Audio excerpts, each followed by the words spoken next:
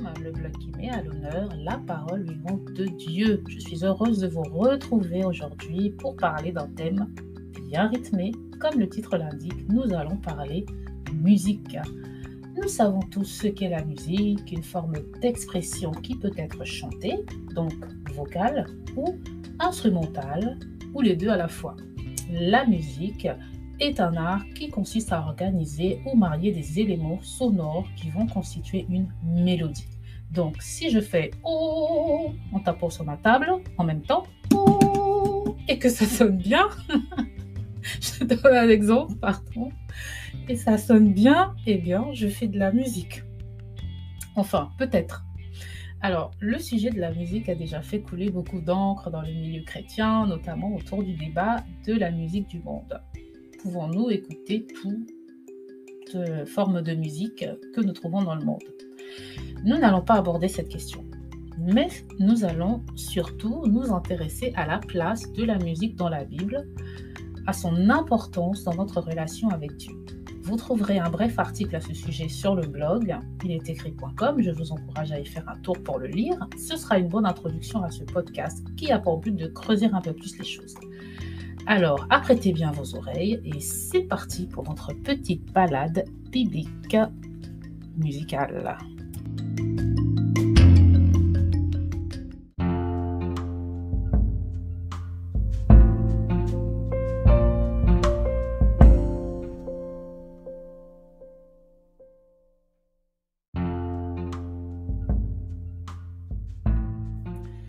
Alors, j'avais prévu de chanter un peu, mais vu le loupé de l'introduction, je ne vais pas m'aventurer à chanter. Et surtout, franchement, je n'ose pas. Chapeau aux chantres qui chantent en public. Derrière mon écran, ce n'est pas évident du tout. Le plus beau avec Dieu, c'est qu'on peut le louer avec nos voix imparfaites. Il ne nous dira pas « Mon enfant, ta note est fausse ». Voilà, donc louez-le, même si vous avez une voix pas terrible comme la mienne. Chantez avec force. Ce qui compte, c'est votre cœur, pas la beauté de vos vocalises. Bref, entrons dans le vif du sujet. Pour commencer, il est important de souligner que la musique est associée à l'adoration dans la Bible. L'adoration est la fonction première de la musique, donc du chant et aussi du chant accompagné d'instruments de musique.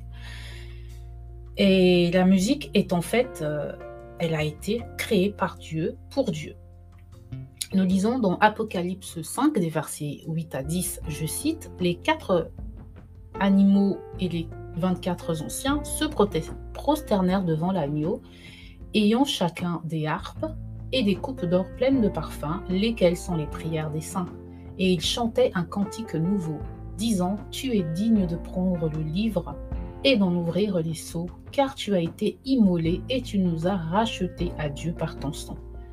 De toute tribu, de toute langue, de tout peuple, de toute nation, et tu nous as fait rois et sacrificateurs à notre Dieu, et nous régnerons sur terre. » Au ciel, l'adoration par la musique et le chant, eh bien, elle est constante, continuelle, perpétuelle, naturelle. Mais allons aux origines de la musique dans la Bible. Quand parle-t-on pour la première fois de musique dans les Saintes Écritures? Il semblerait que la première allusion à la musique soit dans Genèse au chapitre 4, au verset 26. Nous y lisons « Et un fils naquit aussi à Seth, et il l'appela Enoch. Alors on commença à invoquer le nom de l'Éternel. » Certains traducteurs disent qu'il s'agissait d'une première forme de culte. Ici, dans l'hébreu, « invoquer » est le mot « kara » qui veut dire proclamer, crier, émettre un son bruyant. Ils ont donc conclu qu'il s'agissait peut-être de la première liturgie ou culte public offert à Dieu. Je suppose que par proclamation et cri, ces traducteurs y ont vu une forme de chant. Alors, l'évocation de la musique en tant que telle, de manière beaucoup plus claire, se fait dans le livre de la Genèse, au chapitre 31, nous avons ce passage où Laban s'adresse à Jacob. Il lui dit « Pourquoi t'es-tu enfoui secrètement et m'as-tu trompé et ne m'en as-tu pas donné avis et je t'eusse reconduit avec joie et avec des chants et au son du tambourin et de la harpe. » Ce passage serait la première fois où il est mentionné des instruments de musique dans la Bible. Puis, nous allons dans Exode, où nous voyons un exemple véritable de louange spontanée à Dieu au travers de Moïse et d'Israël. Puis aussi de Myriam, la sœur de Moïse, qui se met à chanter avec un tambourin. Tout cela se trouve dans le livre d'Exode, chapitre 15. Je vous laisse le soin de le lire. Je lis en exemple les versets 1 à 3. Alors Moïse et les enfants d'Israël chantèrent ce cantique à l'Éternel, et ils dirent « Je chanterai à l'Éternel, car il s'est hautement élevé. Il a jeté dans la mer le cheval et son cavalier. Et l'Éternel est ma force et ma louange. Il a été mon libérateur. Il est mon Dieu, je le glorifierai. Il est le Dieu de mon Père, je l'exalterai. L'Éternel est un vaillant guerrier. Son nom est éternel. Est l'Éternel. » Donc, remontons encore une fois au ciel. La Bible nous apprend aussi que le diable, Lucifer, avait été créé pour la louange par le biais de la musique. Il est écrit dans Ézéchiel 28, 13, je cite, « Tu te trouvais dans l'Éden, le jardin de Dieu, tu étais couvert de pierres précieuses de toutes sortes, la sardoine, la topaze, la chalcédoine, la chrysolite, l'onyx, le jaspe, le saphir, l'escarboucle, l'émeraude et l'or. Les tambours et les flûtes étaient à ton service, préparés pour le jour où tu fus créé. » Plus tard, il y a pléthore d'exemples de louanges à Dieu par la musique, notamment dans le livre des psaumes, et surtout au travers du personnage de David.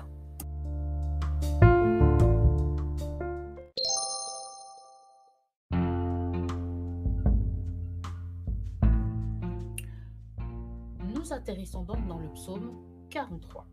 Il est écrit, des versets 1 à 4, à 5, « Fais-moi justice, ô Dieu, et défends ma cause contre une nation infidèle. Délivre-moi de l'homme trompeur et pervers, car tu es le Dieu de ma force. Pourquoi m'as-tu rejeté? Pourquoi marcherais-je en deuil sous l'oppression de l'ennemi? Envoie ta lumière et ta vérité, qu'elle me conduise, qu'elle m'amène sur ta montagne sainte, vers tes tabernacles, et j'entrerai vers l'autel de Dieu, vers Dieu, ma joie et mon allégresse, et je te louerai avec la harpe, ô Dieu mon Dieu. Pourquoi t'as battu mon âme? Et pourquoi frémis-tu en moi? Attends-toi à Dieu, car je le louerai encore, il est mon salut et mon Dieu. » Ce passage commence comme une plainte, puis David semble se ressaisir, reconnaissant que Dieu est sa force. Il veut louer l'Éternel avec la harpe. Nous retrouvons cet instrument comme dans Apocalypse 5. La harpe est un instrument souvent utilisé dans la Bible pour glorifier Dieu.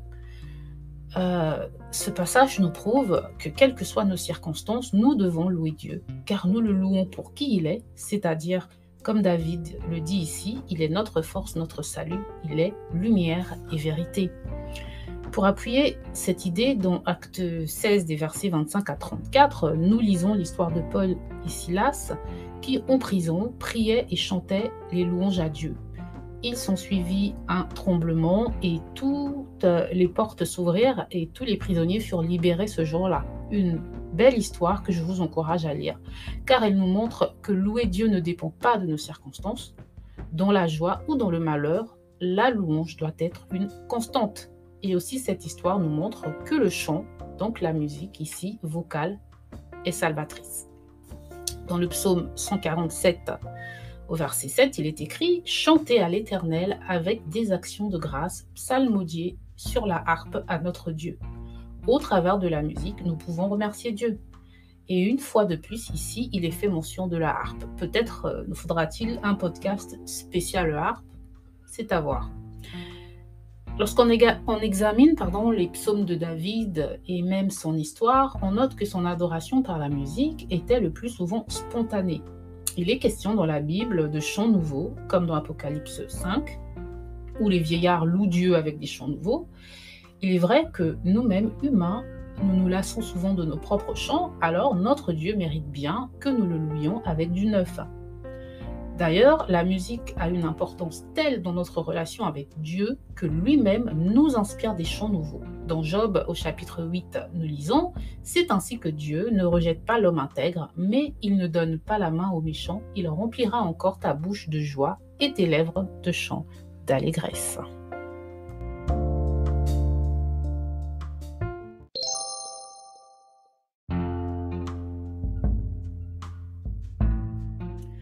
Nous avons donc compris que la musique a pour fonction première de louer le Seigneur. Elle en a une autre qui est d'éloigner le mal. La louange adressée à Dieu, chantée ou simplement instrumentale, attire sa présence, elle repousse le malin. Dans 2 Chroniques au chapitre 5 des versets 12 à 14, nous lisons « Et tous les Lévites qui étaient chantres, Asaph, Éman, Jéduthun, leurs fils et leurs frères, vêtus de fin lin, avec des cymbales, des lyres et des harpes, se tenaient à l'orient de l'autel, et il y avait avec eux 120 sacrificateurs qui sonnaient des trompettes. Lorsque, comme un seul homme, ceux qui sonnaient des trompettes et ceux qui chantaient firent entendre leur voix d'un même accord, pour célébrer et pour louer l'Éternel, et qu'ils firent retentir le son des trompettes, des cymbales et d'autres instruments de musique, et qu'ils célébrèrent l'Éternel en disant « Car il est bon, car sa miséricorde demeure à toujours. » Il arriva que la maison de l'Éternel fut remplie d'une nuée, et les sacrificateurs ne purent s'y tenir pour faire le service à cause de la nuée, car la gloire de l'Éternel remplissait la maison de Dieu. C'est donc un exemple qui montre que la louange, la musique attire la présence de Dieu. Enfin, dans 1 Samuel au chapitre 16, nous lisons « Et l'esprit de l'Éternel se retira de Saül, et un mauvais esprit envoyé par l'Éternel le troublait. Saül dit donc à ses serviteurs, « Trouvez-moi donc un homme qui sache bien jouer, et amenez-le-moi. » Et l'un de ses serviteurs répondit et dit, « Voici, j'ai vu un fils d'Isaïe, le Barthélémite, qui sait jouer. » Je saute là certains versets. Quand donc le mauvais esprit envoyé de Dieu était sur Saül, David prenait la harpe et en jouait de sa main. Et Saül respirait et était soulagé, et le mauvais esprit se retirait de lui. La musique permet donc de chasser les mauvais esprits. Comme on voit bien qu'à chaque fois que David jouait de la harpe, eh bien, le mauvais esprit qui habitait Saül s'en allait. Aujourd'hui encore, beaucoup de témoignages chrétiens corroborent ce fait. La musique a été faite pour Dieu et par Dieu, mais puisqu'il a le cœur d'un père aimant, la musique nous aide aussi.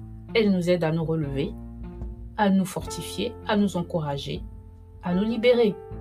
La Bible nous conseille, dans Éphésiens 5, verset 19, « Entretenez-vous ensemble par des psaumes, des hymnes et des cantiques spirituels, chantant et psalmodiant de votre cœur au Seigneur. » La musique est un moyen d'expression et de communication avec Dieu, mais elle est aussi un moyen d'édification pour l'Église.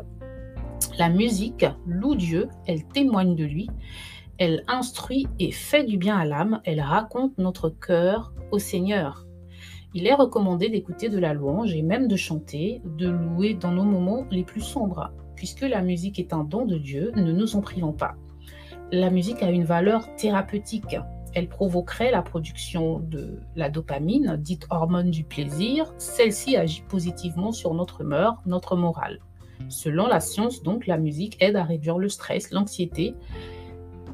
Cela n'est donc pas étonnant que Dieu nous recommande de nous entretenir par des cantiques.